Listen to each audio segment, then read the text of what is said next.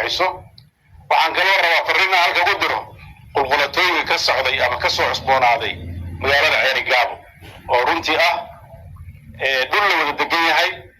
dadka reer Puntland ay degan yihiin Somaliland ay degan tahay soddonkii sano la soo dhaafay waxaa lagu wada joogay heshiis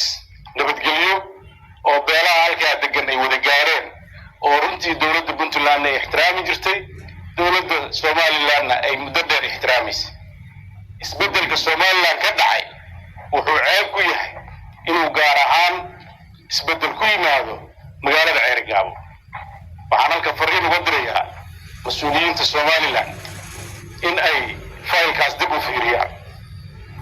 taariikh fiican ma aha waxaan rabnaa colaadaha inaan ka soo doogno waxaan rabnaa cadowga qura Soomaali leedahay meel kasta ha joogtee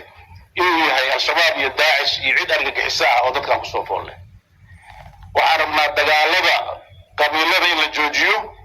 dagaalo siyaasadeedna aysan dhicin waxaan u baahannahay nabadda inaynu ka shaqeyno waxaan u baahannahay kala dambeynta inaynu ka shaqeyno